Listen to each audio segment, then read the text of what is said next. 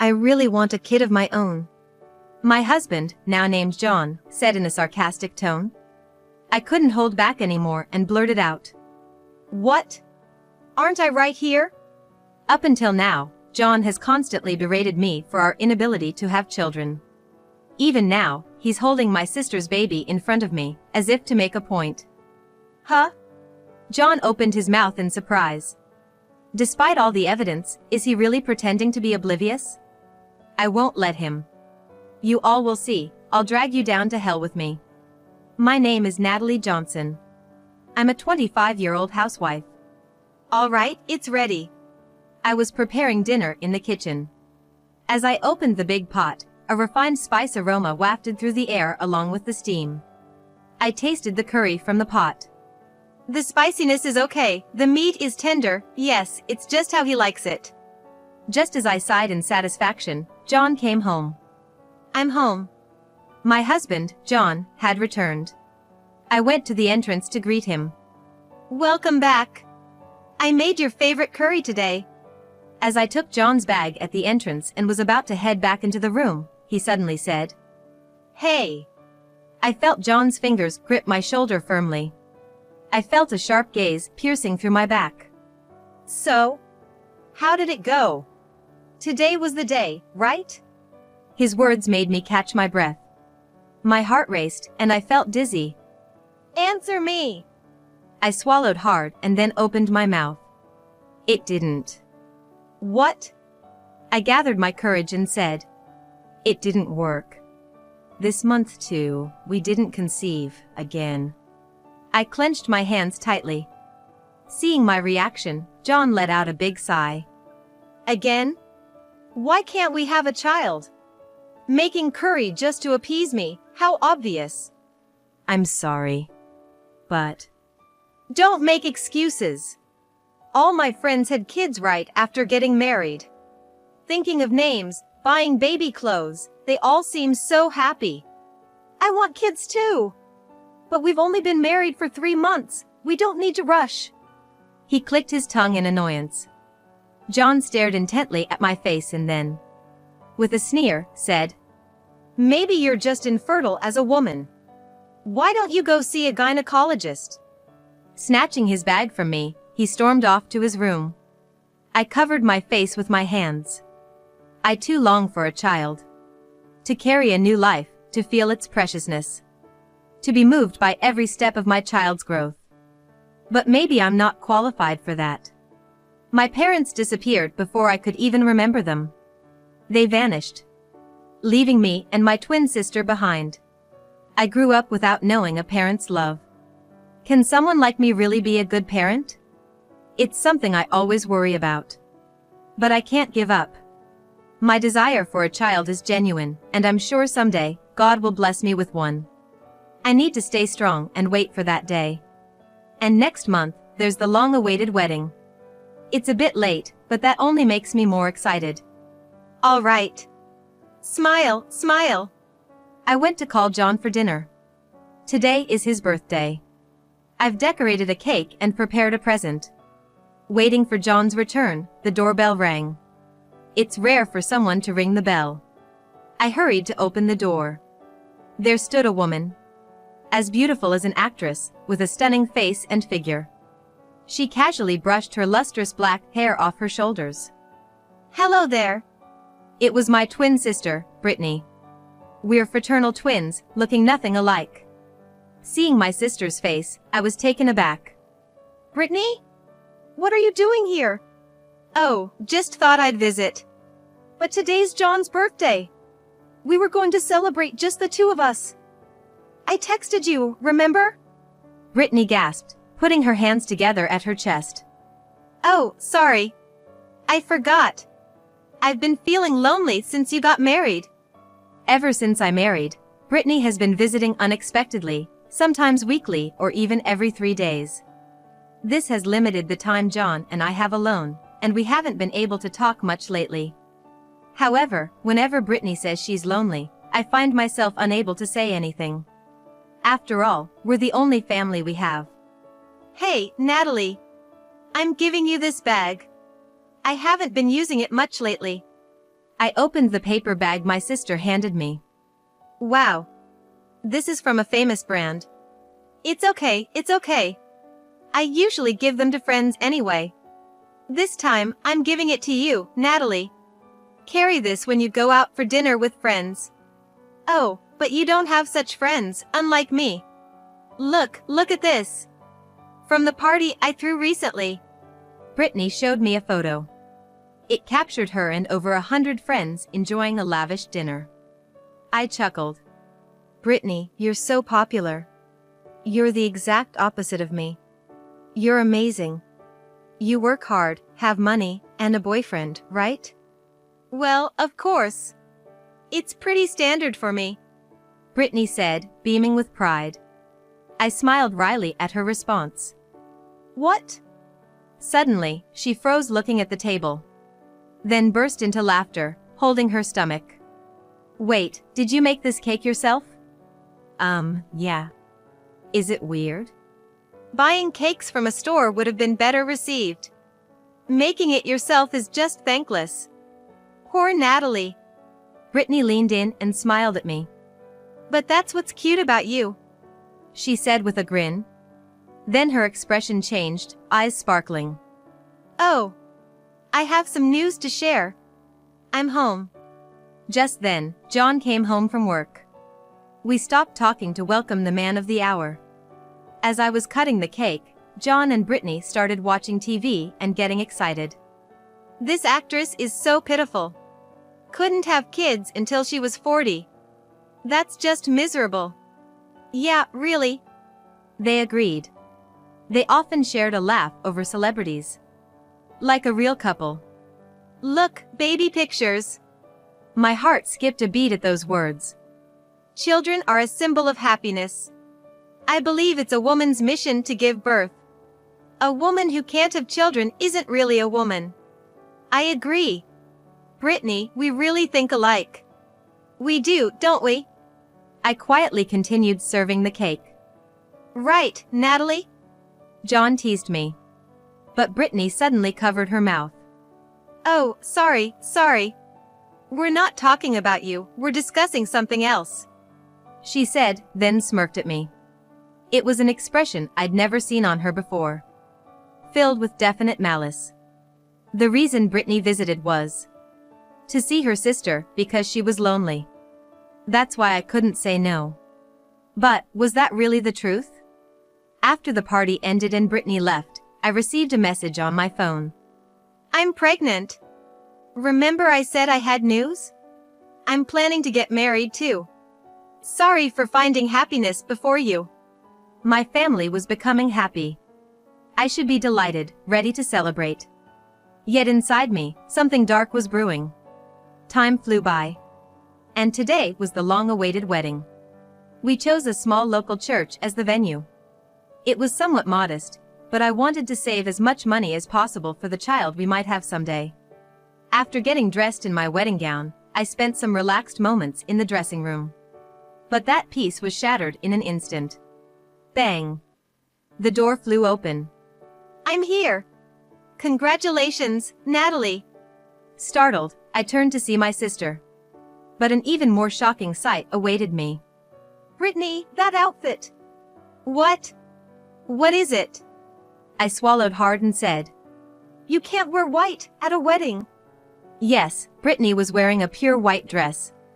She clasped her hands together in an exaggerated manner. Sorry. I tried to avoid it, but I just fell in love with this dress, and besides, Brittany said, letting a sly smile creep onto her face. It suits me, doesn't it? This dress. She struck a pose with pride, tilting her head as if looking down on me. Then scanned me from head to toe. Is that a handmade dress? It's more like a dress than a frock. Not the fluffy kind you'd expect at a wedding. Yes. I have a favorite designer who tailored it specifically for me. They embroidered it with my favorite flowers. Brittany only smiled with her lips. Well, good for you. Embroidery can feel a bit old-fashioned, but it suits you, Natalie. It's nice, right? Thanks. I forced a smile on my face. Hey, it's time. John said abruptly as he entered the dressing room. He didn't even say I looked beautiful. I let out a deep sigh. The ceremony went smoothly, and the reception began. Now, a speech from the family. Brittany stood up to the microphone. Instantly, the men in the room started murmuring. Beautiful. Gorgeous. I wish I could marry someone like her. Their gazes went beyond her dress, entangling with her beauty and figure. Ahem, hello everyone. I'm Brittany, the sister. Today, there are a few empty seats, but thank you all for coming. At the reception, about 30% of the guests were absent. We had prepared seats for Brittany's friends, but none of them showed up. As you can see, my sister doesn't have many friends, just about 8. She spends her holidays cooped up, eating sweets and tapping on her phone. Sad, isn't it? There were chuckles from the audience. I felt the blood drain from my face. What was Brittany saying? This is a wedding, a reception. But I love my sister just the way she is. John, please make her happy. Brittany's angelic smile elicited a round of applause. I didn't even want to think about for whom that applause was meant. After the reception, I called Brittany to the dressing room. What was that about, Brittany? Those empty seats were for your friends, right? Making it seem like it was my fault. I pleaded desperately, but Brittany just laughed and patted my head as if I were a child. Don't be mad. If you worry about such things, life will be hard, you know? My friends said it was a great ceremony too. John chimed in nonchalantly. Why are you doing this? They laughed at my panic as if it were a joke. I was left standing there, unable to comprehend the absurd reality. Soon after, my in-laws arrived.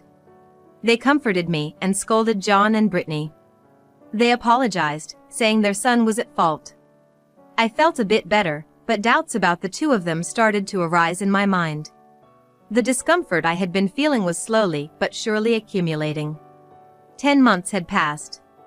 John, my in-laws, and I were driving to a certain place. John seemed excited in the driver's seat. I'm really looking forward to this. Aren't you, Natalie? I remained silent, looking down. We arrived at Brittany's house. John and my in-laws started to gather excitedly around the living room sofa. She's so adorable. So glad she was born healthy. At the center of it all was Brittany, holding her baby. She ran over to me with the baby in her arms. Look, Natalie. Isn't she cute? She looks just like me. Brittany was radiating happiness. But her eyes were wide, seemingly enjoying my reaction, her mouth twisted in a smirk. Congratulations. I muttered, looking down. Wow, she's adorable. Can I hold her? Of course. Brittany giggled as John held the baby, his eyes shining. Babies are so cute. Look, Natalie. A symbol of happiness, right? Yes. You jealous of Brittany? That's why you can't get pregnant. John held the baby as if to flaunt her in front of me, grinning at me. I wish I had a kid of my own. At that moment, something snapped in my head. What? Isn't she right here? Eh? John's mouth fell open. Huh? My in-laws' eyes widened in shock. Pointing at the baby in John's arms, I spoke clearly, loud enough for everyone to hear. Right there. Your child. Your and Brittany's beautiful baby. The atmosphere froze in an instant. John's face turned pale, and Brittany's face contorted. I pulled out photos from my bag and scattered them on the floor. The photos showed John and my sister heading to a hotel together. I know everything about John and Brittany's affair. As I declared this, Brittany burst into laughter. Stop it, this is just some kind of edit, right? Don't be silly. The silly one is Brittany. I suspected you too, so I installed cameras in the house. Then, on a day I was away, you too. I pulled out my phone and played a video. The living room displayed John and Brittany's affair. Brittany's face turned beet red. What is this? Stop it. Stop it now! She lunged at me, snatched my phone, threw it against the wall, and stomped on it repeatedly. The phone's screen shattered, emitting strange noises. I watched her coldly. It's useless, Brittany. She stopped tearing the photos, looking up at my words. Useless? What do you mean? Then a thunderous shout filled the room. John! My father-in-law had grabbed John by the collar. Did you betray Natalie? With her own sister? You monster! Having a child too! How are you going to take responsibility for this, you idiot son? My mother-in-law was in tears. John trembled under their accusations. Wait! It's not even proven that the child is mine and Brittany's. Natalie is just trying to frame me. DNA test. Huh? I declared loudly. A DNA test will show who the child belongs to. Why not go to the hospital? But... John stammered, but still tried to plead with his parents. Look, Natalie can't even get pregnant. A woman who can't bear children isn't suitable as a wife, right? Are you out of your mind? A cheater like you is the one who's not suitable as a husband. That's... John's eyes darted around, avoiding everyone's gaze. Seeing this, my in-laws let out a heavy sigh, turning away. Say something, Brittany. Why did you do this? Betraying your family is a terrible sin. Brittany shuddered, then said, It's not my fault. It's Natalie's fault. Her teeth gritted, she glared at me like a demon. It's all because you stole my first love. What? I was completely taken aback, having no recollection of such a thing. Ever since our parents left, I've always acted tough. But you were always so weak and annoying. And yet, the guy I first loved rejected me for you. I like Natalie. She's so pitiful. I can't leave her alone. That's when I swore. If you want to be so pitiful, I'll make sure you are, thoroughly. First, I wanted to make you feel lonely. I kept telling you, our parents are gone. We're all alone. And you became such a gloomy child, unable to make friends. So pitiful. Then, I wanted to instill in you a sense of inferiority. To make you think, Brittany is amazing. I'm worthless. So, her giving me brand name items and bragging about her many friends was all to make me feel inferior. And probably, taking John away too. You see now, right? You're beneath me. Betrayed by your husband, hated by your sister, you're the most pitiful woman in the world. Brittany laughed triumphantly. But I felt nothing. I'm pitiful? I see, that's what you think, Brittany. Understood. She must have expected me to lose it. But she just stood there, baffled. But that doesn't matter to me anymore. Now, I just hate you. I loved you so much, and you've been manipulating me all this time. It's terrible. So I've decided to return the favor.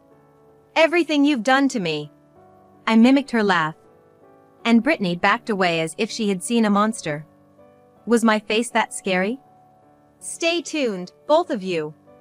I said as I left the house alone. Months passed since then. John handed me divorce papers and left. Probably to my sister Brittany's place. Today, I'm at a wedding in a grand church in New York. Wearing a thick, long cardigan over my dress. Making sure it's completely hidden. The place is packed with over 100 guests. I can barely see the bride and groom. They probably can't see me either. The couple enters, applause erupts. The minister begins.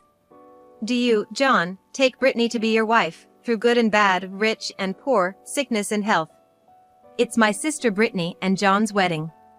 I learned about my sister's wedding a month after the chaos unfolded. Brittany had announced her shotgun wedding with John on social media. The post even detailed the wedding plans. They sure started preparing early. They must have been preparing for a while, probably even before my own wedding. That's why Brittany didn't invite her friends to my wedding. I didn't make invitations for my sister's friends. She said she'd create a group chat and confirm the attendees herself. She wanted to reduce my burden with the busy wedding preparations. I thought it was her way of being thoughtful. But now, I think she never even created that group chat. She lied about everyone attending. No one was invited to mine. So, no one came. A simple answer. Reflecting back, it seems John only invited casual acquaintances. I've never met his close friends, before or after our marriage. Whether John was already connected with Brittany before marrying me or it was just bad timing, I'll never know. But one thing is clear. They want this to be their only wedding. They want to erase all their time with me. I can't forgive that. What was the time I loved John, the time I spent for him, all for? Destroying one person's life for their own happiness is unforgivable. I reaffirmed my resolve for revenge. After the ceremony, the reception began. It was a standing party, perhaps due to the crowd, bustling with people.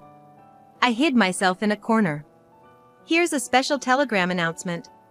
From the groom's parents, who couldn't make it today, we have a special movie. Please watch. The staff announced proudly. John and Brittany's eyes widened in surprise. The screen suddenly lit up, displaying John's parents. They were smiling, but their eyes were sharp, like predators. It's finally starting. I watched the screen and smirked subtly. John, Brittany, congratulations on your wedding. Congrats. The couple in the video smiled at each other. Thank you all for coming today. As a token of our appreciation, we'd like to give you a gift from us. Excited murmurs rose from the crowd. What is it? A gift? John's mother interrupted. It's a gift of words. Now, over to you. Leave it to me. John's father's face, previously relaxed, suddenly turned stern. There's the bride, isn't she? She's John's mistress. And not just any mistress, but his wife's own sister. Do you understand what we're saying? The people there aren't just a fresh bride and groom. They're immoral cheaters. We will never accept this marriage of these two. And we're cutting ties with them. Stop the video! At that moment, John's scream echoed as the video abruptly stopped. But it was already too late. The guests were speechless from the shocking revelation. John stood up and shouted. Everyone! That was just a joke by my parents. A bit too stimulating, huh? The guests began to murmur. That's right, it was just.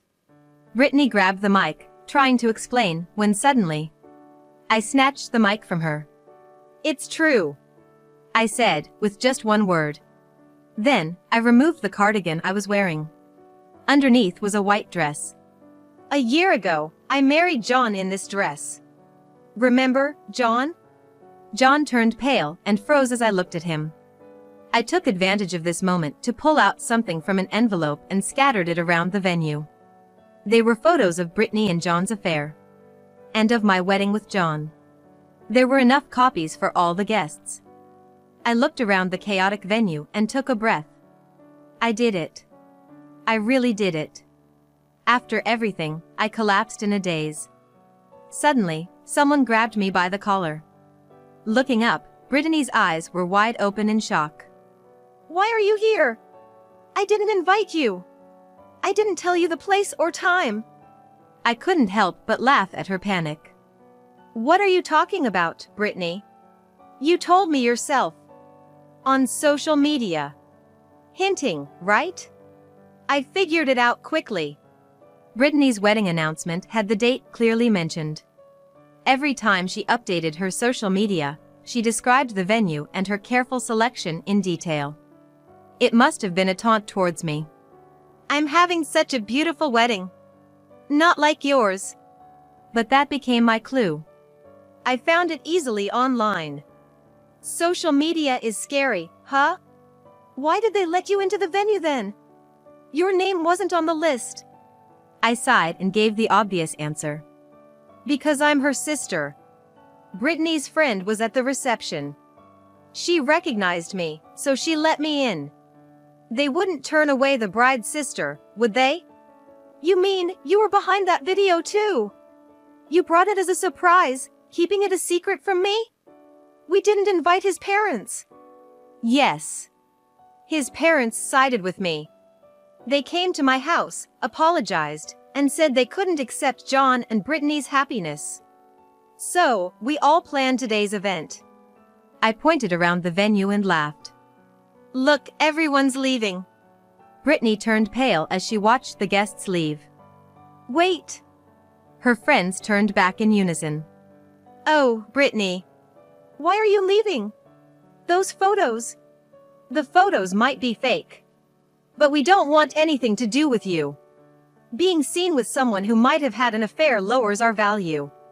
Value, but we're friends, right? Funny, considering you lured us with branded stuff. We befriended you for that reason too. So we cooperated, right? For group photos to show off to someone.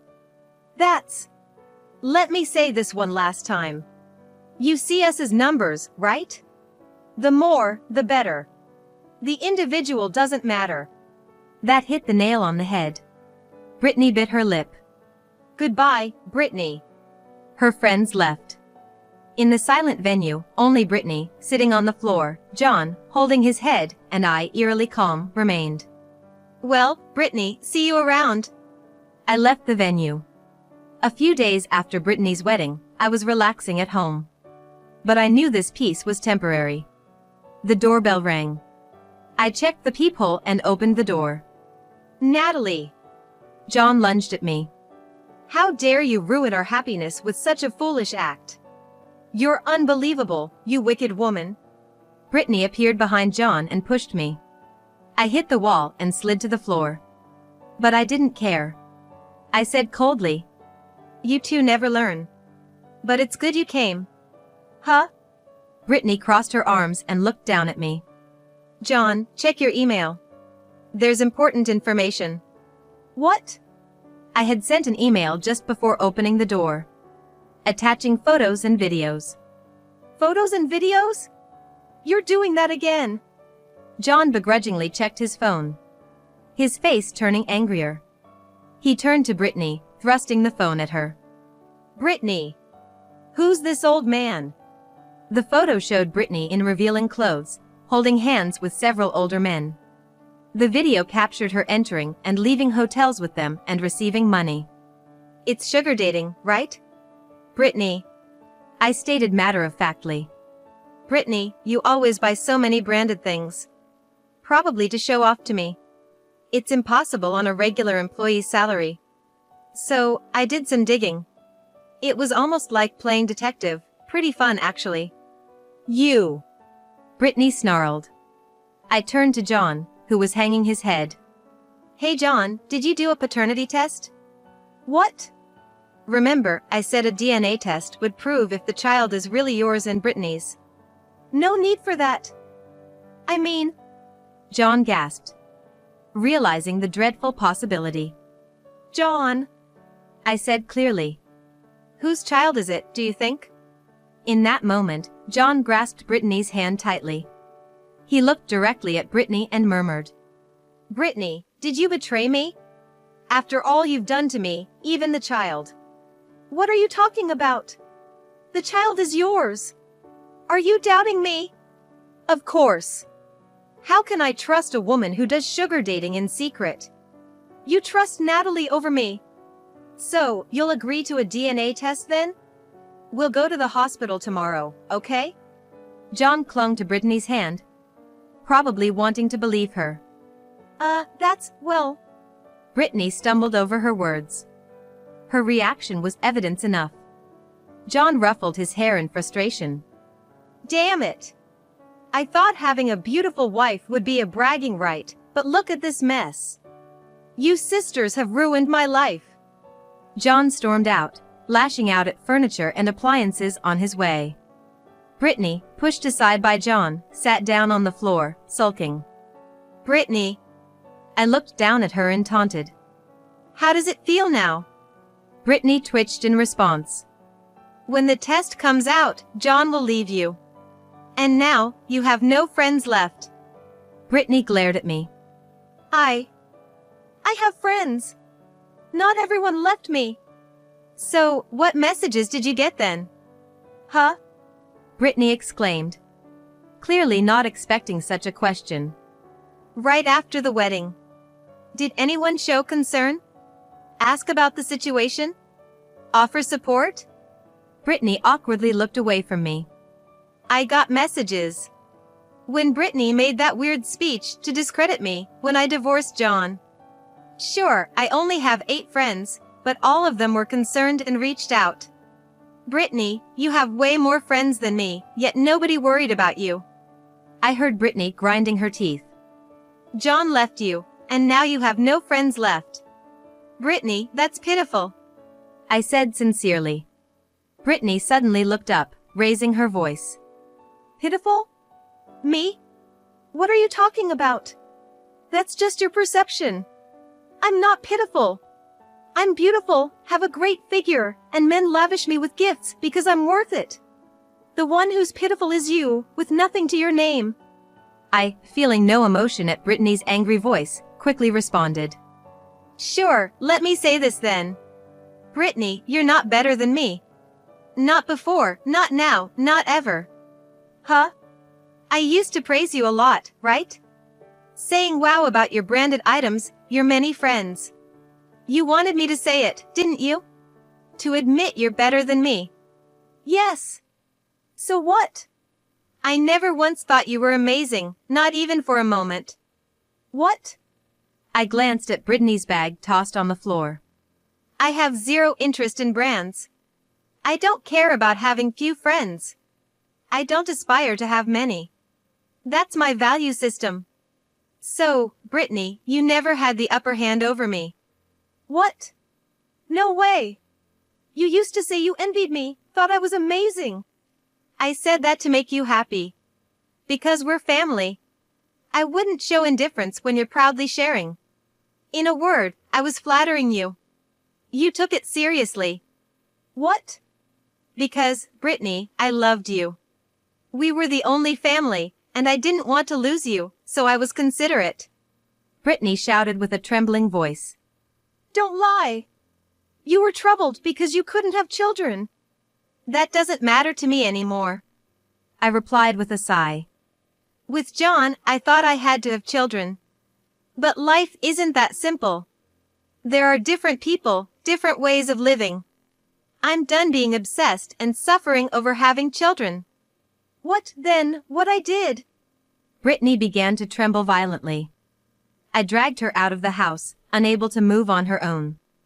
Goodbye, Brittany. I closed the door with a thud. Afterward, Brittany and John divorced. Turns out, the child wasn't John's, according to the DNA test. Their affair spread quickly, as they had invited 100 people to the wedding. John and Brittany lost their jobs, couldn't find new ones, and are struggling with day labor. I moved away to start anew. In this place, free of Brittany and John, I plan to forget everything and restart my life. I'm going to a friend's house today. She just had a baby. I ring the doorbell, holding a baby gift. My friend opens the door with the happiest smile. Congratulations! I sincerely offered my congratulations.